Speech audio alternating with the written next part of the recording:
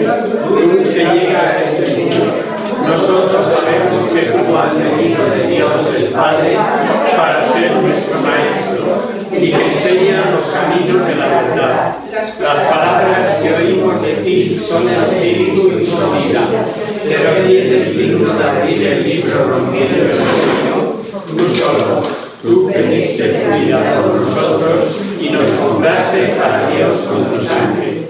Danos a conocer los misterios del reino de Dios y las inagotables riquezas de tu corazón.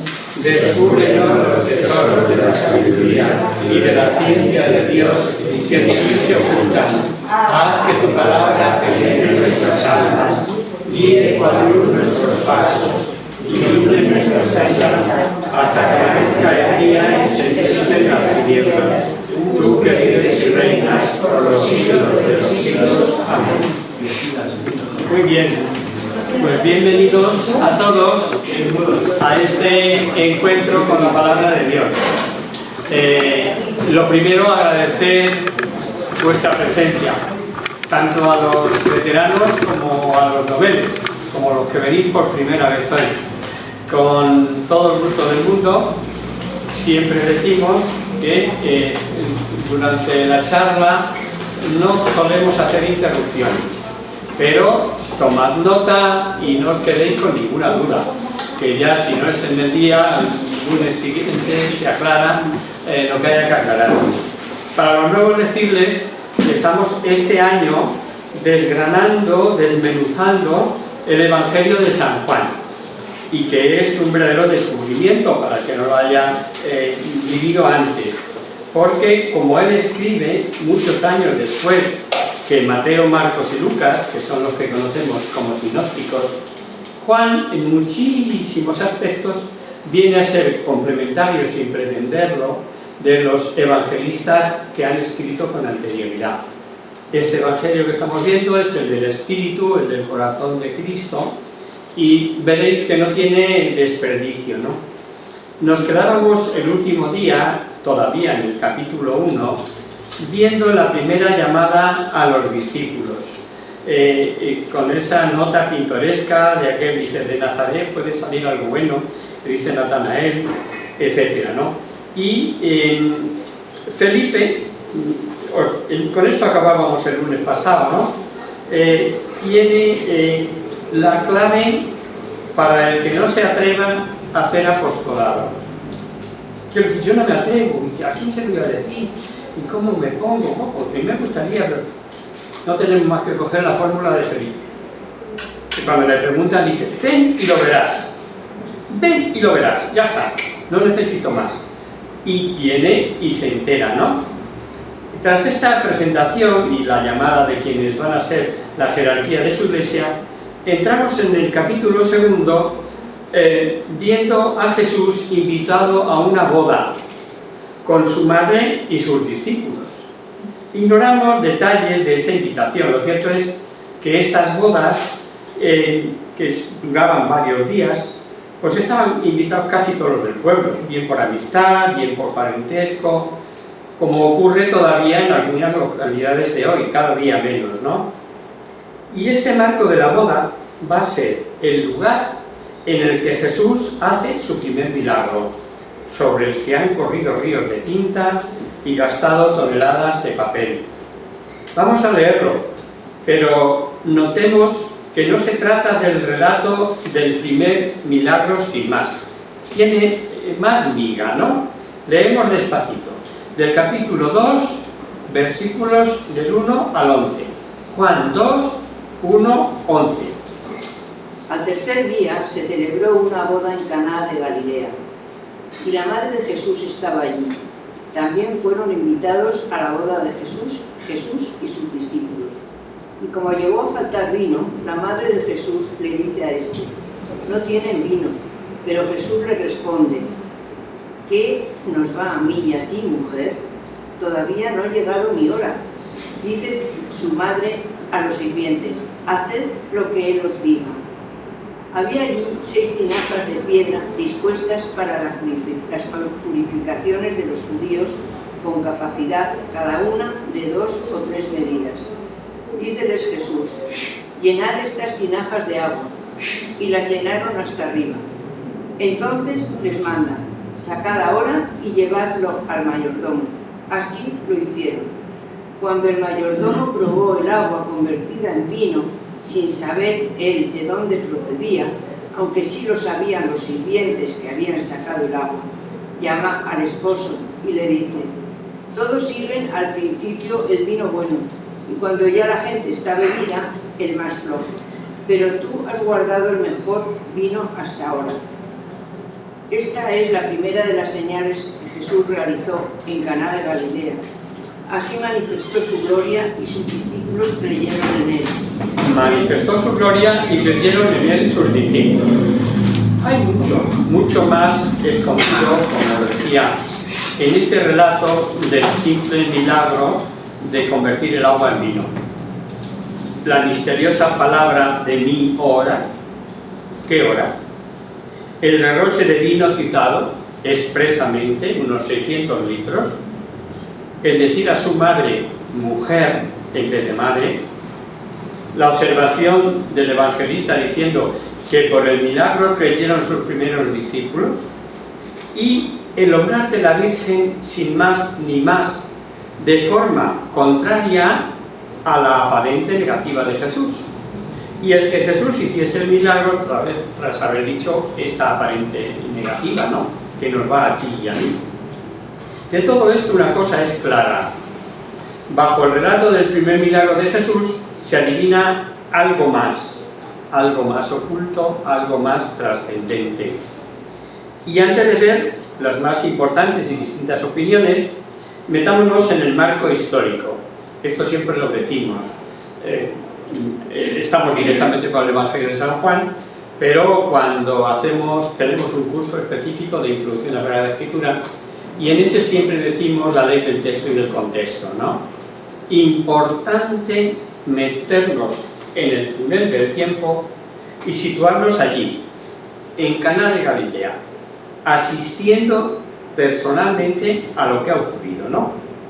Y antes de ver, como digo, las distintas opiniones, Jesús sube a Galilea desde el Jordán con los primeros discípulos, media docena más o menos, estarían entonces, entre los que va Natanael, que era de allí, que era del lugar donde se celebraba la boda en Caná, que está como a 10 kilómetros aproximadamente de Nazaret. Las bodas duraban hasta 7 días, muchos invitados rotaban, no estaban todo el tiempo, sobre todo amigos y parientes que vivieran fuera. Y el vino era tal vez lo más importante de los banquetes. Dice el Talmud, donde no hay vino, no hay alegría. Y es muy posible, precisamente por la falta ya de vino, que cuando Jesús subió con Natanael, vecino y posible invitado, ya llevase varios días la boda en marcha. Y que también María, como era su costumbre, estaba ayudando por allí, echando una mano a lo que hiciera falta. Y metidos ya en este marco histórico, volvamos a los misteriosos versículos. Dice: fue invitado también Jesús con sus discípulos a la boda. No tenían vino, porque el vino de la boda se había acabado. Y la madre de Jesús le dijo: no tienen vino. Dícele Jesús: ¿qué nos va a ti y a mi mujer? Empezamos el análisis. En Jesús no caben defectos, pero aun en el imposible, el hecho de decirle mujer, que es título de honor solemne, es como la llamó en la cruz, que es como el mismo autor Juan la nombra en el Apocalipsis, en el capítulo 12, que es título, el nombre del Génesis, cuando el protoevangelio, el primer anuncio, pongo perpetua enemistad entre ti y la mujer, entre su descendencia y la suya, allí aparece también la mujer. Decimos, aun en el imposible, se podría dudar de qué quiso decir con eso de ¿qué tengo yo contigo? ¿O cómo se lo dijo? No cabe la menor duda de que aquí el no verbal es la expresión de Jesús y es de tremenda importancia, y así se deduce, pues está claro que no fue una negativa, que no fue una negativa sin más, ni despectiva, pues dijo mujer y sabía que María le habían profetizado que una espada atravesaría su corazón. Absurdo pensar en un desaire por parte de Jesús. Luego hay algo más oculto, más trascendente en la contestación. Y por si fuera causa de interpretaciones, lo siguiente complica aún más la cosa. No es aún llegada mi hora. ¿A qué hora se refería Jesús? Dejando opiniones muy individuales y, como no, dejando las más absurdas, vamos a ver que las más importantes son tres. Y antes de saciar vuestra curiosidad, os diré una de las absurdas. Dice un historiador: Jesús, al no haber llegado a su hora, se negó, y María, rechazada por su hijo, se dirigió a Dios y obtuvo así el permiso de la aprobación. Absurdo. Decíamos que eran tres. Primera, al no ser la hora de hacer milagros, de manifestarse Jesús, da a entender que al no actuar todavía como quien es, no les iba a ellos la cuestión, pero ante la actitud de su madre hizo el milagro. O sea, que Jesús adelantó la hora de comenzar signos para que creyeran en él. Esa es la opinión de muchos santos padres y otros modelos como Lagrange, Ricciotti, Martamado. No es válido para muchos, puesto que si no había llegado la hora de hacer milagros, ¿cómo es posible cambiarla, alterar la hora, si era la hora fijada por el Padre? ¿Qué pinta en esta interpretación concreta lo de mujer? Segunda, otros se inclinan por el problema semántico, o más bien de signos gramaticales que aclararían el significado. Aducen que la primera frase es negativa e interrogativa, así: no tienen vino, y que hay oposición o discrepancia entre tú y yo, es que aún no ha llegado mi hora. Esta interpretación ya fue seguida antiguamente por San Gregorio Niceno, Taciano, y también tiene hoy seguidores. Y alegan que los códices hasta el siglo IV y V no tenían puntuación y se les traducía por el sentido de la frase. Muy fuerte los que alegan: si Cristo lo hizo, es porque llegó su hora. Luego, no es extraño que dijese: no es llegada mi hora. Y parafraseando la respuesta y poniendo esta interpretación en nuestro idioma, sería algo así: ¿por qué dices eso? ¿No sabes que ya llegó mi hora? ¿No me ves ya con discípulos a los que tengo que manifestarme? Otros dicen que el significado es: ¿qué hay entre nosotros, mujer? No he llegado a mi hora. Como diciendo: tranquila, no tienes que preocuparte. Los expertos, viendo estos textos de Juan, dicen que gramaticalmente no presentaría dificultad. Y la tercera a mí me encanta, ¿no? Y es un revelar la asociación de María como corredentora, de forma que en toda necesidad de los hombres, María tiene en común con Jesús y con los hombres. Y como esto se consuma en la cruz, a esa hora la remite, y por eso la llama mujer, como en la cruz. Y allí tiene cumplimiento pleno el protoevangelio, que pongo perpetua enemistad, etc., ¿no? Y la mujer, vestida de sol, victoriosa también, de pie al pie de la cruz. Y así alegan los que aportan esta tercera idea, ¿no? No se puede dudar de que la palabra mujer en San Juan tiene un valor trascendente. Segundo, el no ha llegado mi hora, pues mirad, de conocer exactamente su interpretación, aclararía todo, incluso la contestación: ¿qué nos va a ti y a mí? Luego, la clave del ¿qué nos va a ti y a mí? Está en saber la hora. ¿Qué hora? Pero de lo que no se puede dudar, no solo por abundancia de textos, sino porque muchos de ellos lo aclaran explícitamente, es que en Juan, todas las otras veces que dice Jesús mi hora, es la hora de la cruz.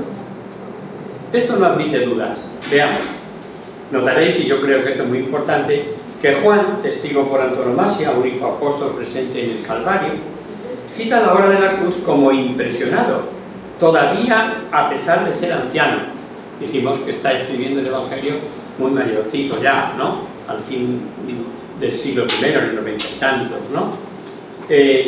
Cita la hora de la cruz como impresionado todavía a pesar de su edad, comprendiendo lo que debió pasar por Jesús cuantas veces Jesús habló de su hora.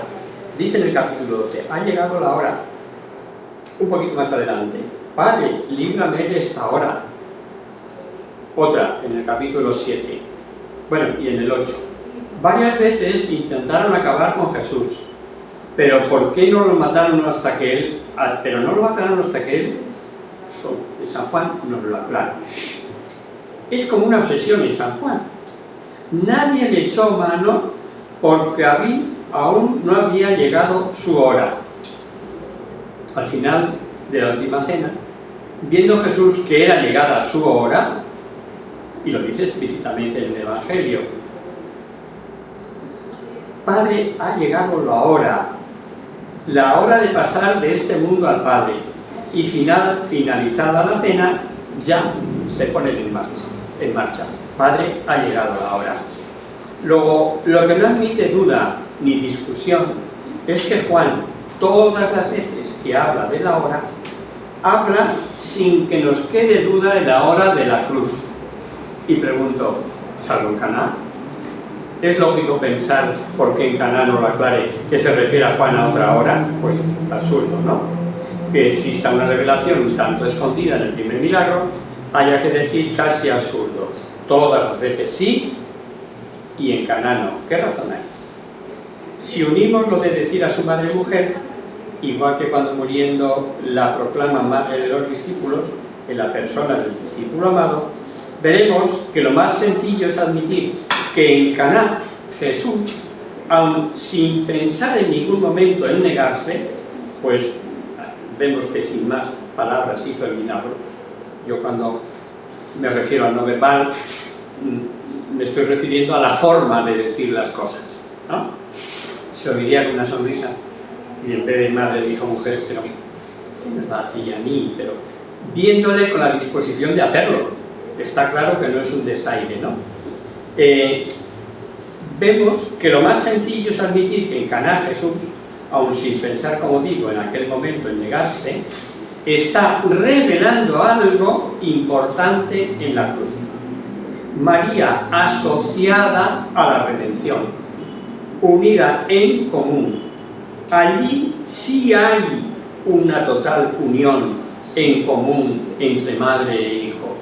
Si hay algo entre tú y yo, allí, dando luz al cuerpo místico de Cristo, sentirá instintos maternales a favor de todos los hijos. No es que resulte interpretación encantadora, es que así casan todas las tierras.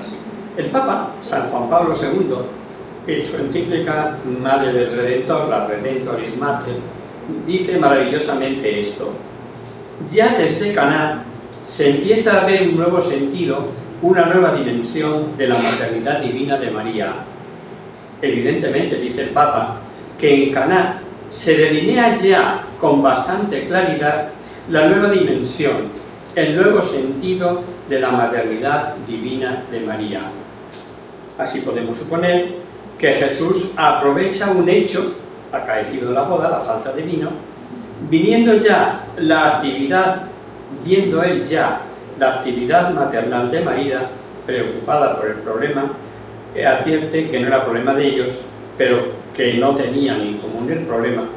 Aprovecha para lanzar la primera bengala de esta verdad consoladora. María corredentora, María asociada al Redentor, María que vela por el cuerpo de Cristo, por sus hijos, por nosotros. Es,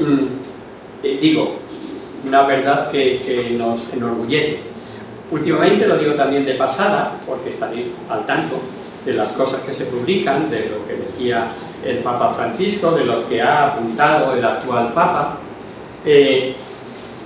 Hay como una especie de retención en cuanto a la intención por parte de algunos cristianos de proclamar el dogma de María Corredentora, como diciendo, tranquilos, ya se dará si se tiene que dar. Pero no hay que escandalizarse por eso, da igual. no tenemos por qué usar la palabra corredentora si eso va a presentar o puede en el futuro presentar algún problema de tipo lingüístico con los hermanos separados, que no entramos a eso. Lo que sí está claro es que es María asociada a la redención. Cada cual podemos interpretar lo que queramos, hay libertad. Pero lo más impresionante tal vez de este excepcional relato es esto: sea cual sea la interpretación de las palabras de Jesús, sea cual sea la hora a la que Jesús se refería, lo que no cabe duda es el comprobar con toda naturalidad: la Virgen ordena, haced lo que Él os diga. Y Jesús ciertamente dice y ciertamente hace, y hace y en abundancia, y hace y creen en Él. Está claro que Juan nos desvela algo. Él sabía muy bien, pues vivió con la Virgen en su casa, por mandato de Jesús, se la lleva a su casa como madre, y debió de ser excepcional el conocimiento de Juan sobre María, y a su vez mucho más sobre su hijo. ¿Qué conocimiento no tenía María de su hijo, que fue adquiriendo durante casi 30 años de vida oculta con ella en Nazaret? De los 6 o 7 añitos a los 20 y tantos, 30 de su vida pública, ¿qué cosas nos diría Jesús a su madre sobre el misterio de su venida a redimir a los hombres? Y comentando esto de las bodas de Caná, aporta también San Juan Pablo II de esta encíclica que os he dicho. ¿Qué entendimiento tan profundo se ha dado entre Jesús y su madre? ¿Cómo explicar el misterio de su íntima unión espiritual? Por eso es absurdo y de cegatos no ver en Caná más que un milagro narrado por Juan. Por los sinópticos sabemos que Jesús se estableció en Cafarnaúm, pero después del encarcelamiento del Bautista, y allí va a la casa de Pedro, porque allí era su casa. Dice en Marcos 2:1, no hace falta que lo busquéis. Pasados algunos días, Jesús volvió a entrar en Cafarnaúm y se oyó decir que estaba en casa. La casa de Pedro en Cafarnaúm era su casa. Y por eso Juan, en este capítulo 2 que estamos desgranando, lo da como de pasada. Lee Juan 2:12. Después fue a Cafarnaúm con su madre, sus hermanos y sus discípulos, pero estuvieron allí solo unos días. Y luego aporta que estaba cerca de la Pascua de los judíos y que Jesús fue a Jerusalén. Bueno, obviamente bajar a Cafarnaúm para ir a Jerusalén no es el camino más recto, pero hay que tener en cuenta que Cafarnaúm era ciudad importante, desde donde partían las caravanas, era una importante ciudad. Pero además, este recorrido, no olvidar que evitaban cruzar Samaria, porque Samaria representaba a los judíos, ya lo hemos comentado en otras veces, ¿no? No es momento de aclarar ni hacer exégesis de la palabra hermanos que han salido aquí, ¿no?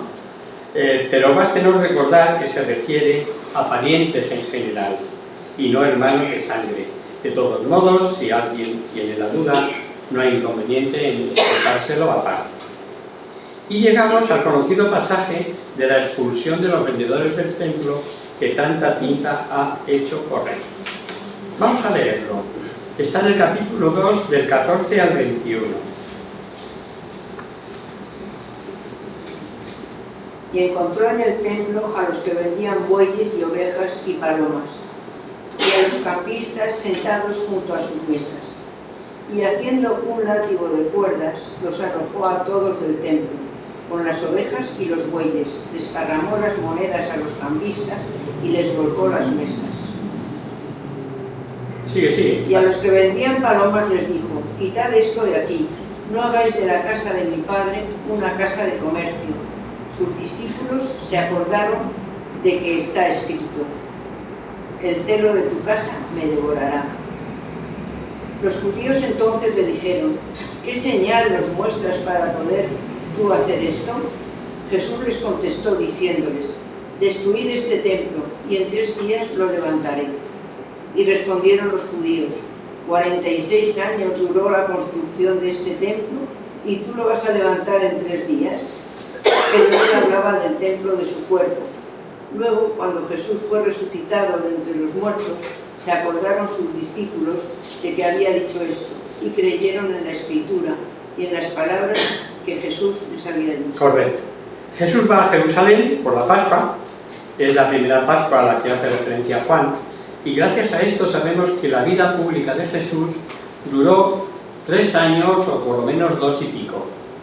Pues nos cita 3 Pascuas, y sabiendo que la fiesta de la Pascua era anual, gracias a eso tenemos conocimiento de los 3 años de vida pública de Jesús. Y como un israelita más, va a cumplir con sus obligaciones. Había que ofrecer en el templo, cada cual según sus posibilidades, buey, oveja, paloma, aparte de los sacrificios por votos. Y también al llegar a los 20 años, había que pagar anualmente medio siclo de plata, como 2 días de trabajo, pero como traían monedas de fuera, griegas, romanas, españolas, pensad que estaban extendidos los judíos de la diáspora por todo el sur y el norte del mar Mediterráneo, el norte de África, el sur de Europa.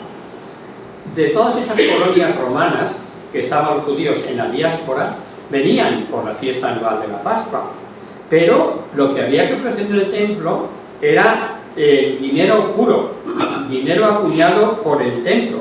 Por tanto, para facilitar el cambio y por otro lado la compra de aceite, de harina, de incienso, en el templo, en sus atrios exteriores, lo que se llama el atrio de los gentiles, había montado un verdadero comercio, pero aquello se había disparado y el cuadro era deplorable: disputas, riñas, regateo, exceso de vendedores, balidos, mugidos, excrementos, todo permitido y presumiblemente fomentado por las autoridades judías, saduceos adinerados, sacerdotes, que tenían parte en el negocio. Y Jesús, haciendo con cuerdas, que habría miles por el suelo, una especie de flagelo, y largando a hombres y animales del recinto, diciendo que su casa era casa de oración, y la que habían convertido en cueva de ladrones. Y podemos pensar que lo de ladrones no va solo por el posible negocio fraudulento, sino por quienes, teniendo la responsabilidad del recinto, habían permitido que eso llegara a esta situación. Si leéis los sinópticos, veréis que por comparación que Juan, que ya conoce los escritos, no hace una descripción detallada de la cena, pero sí añade 2 elementos nuevos. Nos dice la impresión que causó en los discípulos y la pregunta, lo hemos oído, de las autoridades y la respuesta de Jesús. Dice que se acordaron sus discípulos que está escrito: el celo de tu casa me consume. Los judíos tomaron la palabra y le dijeron: ¿por qué obras así? Respondió Jesús y dijo: destruid este templo y en 3 días lo levantaré. Toma, ¿qué hubiera dicho? Replicaron los judíos: 46 años se ha empleado en edificar el templo, ¿y tú vas a reconstruirlo en 3 días? Y añade Juan, esto muy de Juan, no lo encontraremos en ningún otro sitio: él hablaba del templo de su cuerpo. Es posible que, aun echando a todos, el látigo lo usase para espantar a los animales, y el que dijese a lo de las palomas: quitad eso de ahí, se debe más a que estaban enjauladas y no que fueran ofrenda a los pobres, o como algunos han querido decir, si bien Mateo apunta que derribó las mesas de los cambistas. En el versículo 16 hemos leído la casa de mi Padre. Dicho así, en un sentido personal y único, era solamente posible proclamarse por Jesús, por el Mesías, sino Hijo de Dios, por tanto Dios. Y recordemos que esto fue considerado como blasfemia y por ello reo de muerte en el Sanedrín, porque te has hecho Dios.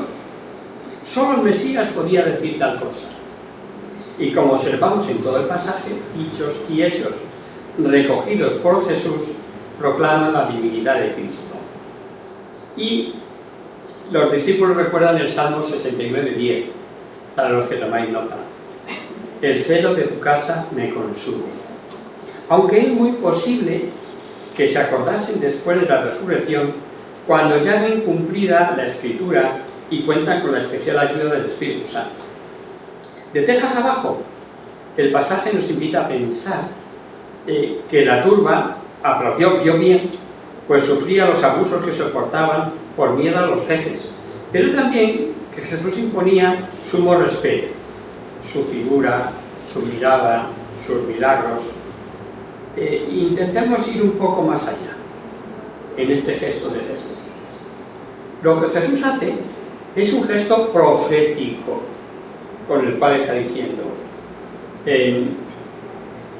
pero ¿qué estáis haciendo? ¿Cuál es la coherencia entre el culto a Dios y el culto y lo que está ocurriendo aquí, lo de cada día? La respuesta de Jesús es enigmática y ellos no lo pueden comprender. Y les dice, destruid este templo y en 3 días lo levantaré. 46 años se han empleado en edificar el templo y tú vas a levantarlo en 3 días. Juan añade lo de que él hablaba del templo de su cuerpo, claro. Pero debió quedar, como ya dijimos, impresionado por aquella fenomenal mole del templo de Herodes. Era, para nuestro conocimiento, el templo que hizo a la vuelta del destierro Zorobabel. No hay otro templo.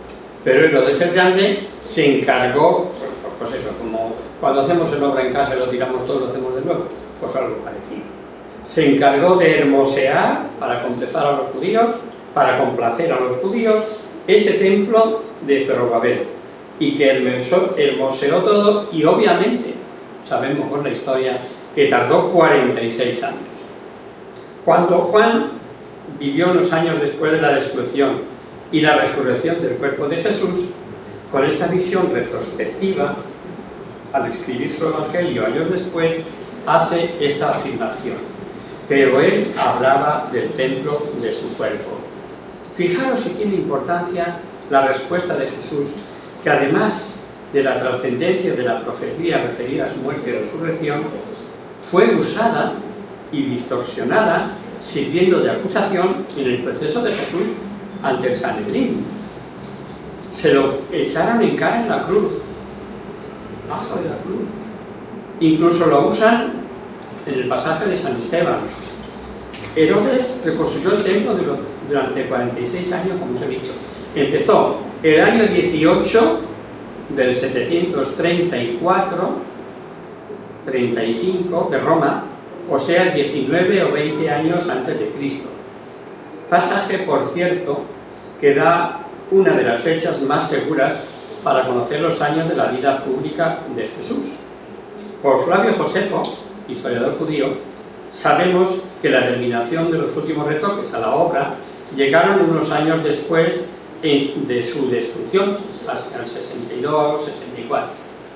Y a este templo venían de todo el mundo a celebrar culto y sacrificios. Y sabemos por la historia que fue destruido en el año 70 por Tito, cuando desaparece el pueblo judío de la historia. El cuerpo de Cristo, en cambio, sería destruido, pero resucitado al 3er día, centro del culto espiritual. Y en verdad, como dijo verdaderamente la samaritana, leemos Juan 4, pegamos un salto, del 22 al 23, aunque luego hablaremos de la samaritana cuando lleguemos al capítulo 4. Vosotros adoráis lo que no conocéis, nosotros adoramos lo que conocemos, porque la salvación viene de los judíos. Pero llega la hora, y en ella estamos, en que los verdaderos adoradores adorarán al Padre en espíritu y en verdad, porque así son los adoradores que el Padre quiere. Los de la samaritana, o a lo mejor para nosotros también. Para nosotros también. Esos son los adoradores que el Padre quiere.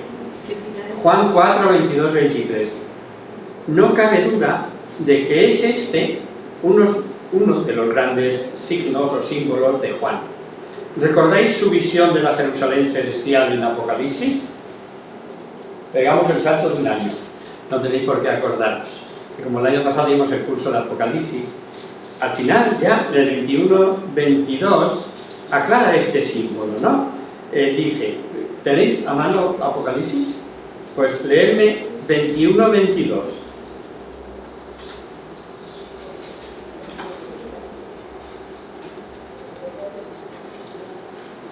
Cuando habla de la Jerusalén celestial. Pero el templo no vi en ella, sí. Sí. Pero el templo no vi en ella, pues el Señor Dios Todopoderoso, con el Cordero era su templo. Esto es. Ahí nos dice, en la visión de Apocalipsis, hablando de la Jerusalén celestial, bajada del cielo, con todas esas preciosidades que cuenta. Si queréis echarle una vueltecita y dar la vuelta al año pasado, sobre todo el final, el capítulo 20, 21, 22, donde nos queda claro quién es el que habita en ese templo espiritual, que no es otro que el Señor. Los que el Padre busca son esos adoradores. Y al leer los sinópticos nos encontramos con que la expulsión de los vendedores la sitúan en la última Pascua, mientras que Juan la sitúa en la primera. ¿Hubo dos expulsiones o solo hubo una? ¿En la primera según Juan o en la última según los sinópticos? Según la mayoría de los exegetas nombrados, argumentos para sostener, hubo solo una, y fue al principio, como escribe Juan, Marcos y Lucas. Siguen en general el orden adoptado por Mateo, y sabemos que Mateo no es nada cronológico.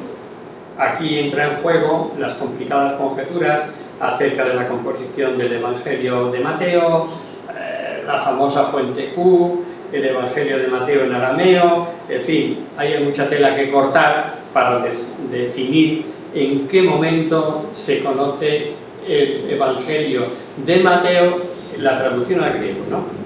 Y además, al no narrar los sinópticos más que un viaje de Jesús a Jerusalén, lo hacen sin precisión histórica, que en Juan es muy considerada.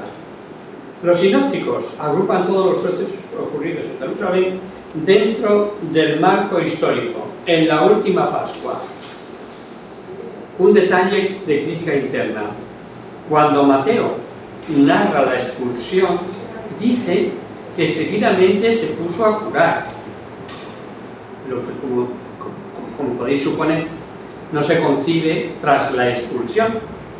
Durante los 8 días que duraba la fiesta de la Pascua, Jesús debió hacer varios milagros, bastantes curaciones.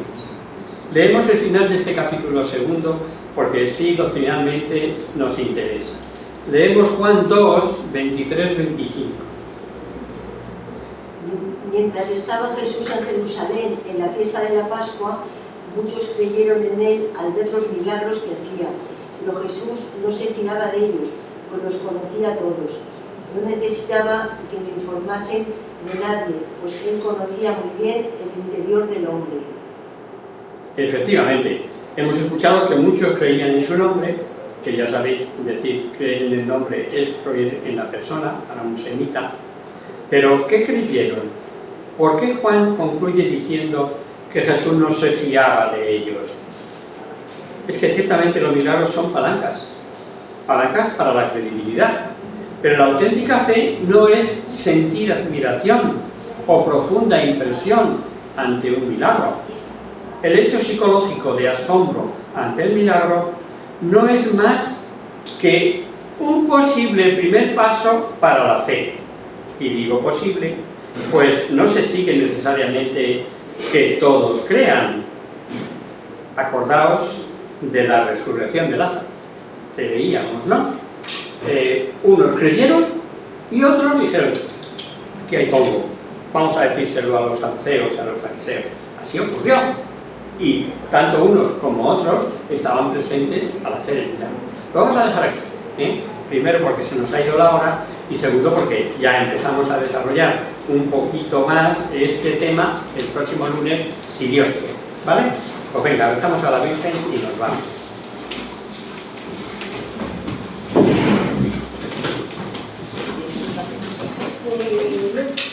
nombre del Padre, del Hijo y del Espíritu Santo.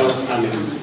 Virgen, bella como la luna, de piel del cielo, en cuyo rostro se miran los ángeles y se contemplan los ángeles.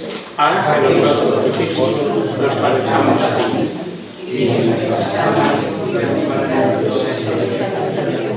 Que no decae con los años, sino que brilla de eternidad. María, Sol del cielo, despierta la verdad que hay reflejándote en nuestros hijos, como seremos un destello de tu luz y fervor. María, poderosa como un ejército, concédenos el Señor de la gloria. Somos más débiles y nuestros enemigos nos respetan las largas, mas cuando penetramos el sitio seguro del infierno. El reconoce el poder de tu bien y teme la majestad de tu mirada. Sálvanos, María, bella como la luna, única como el sol, temible como un ejército ordenado, levantado en pie de guerra, no por el odio, sino por la llama del amor.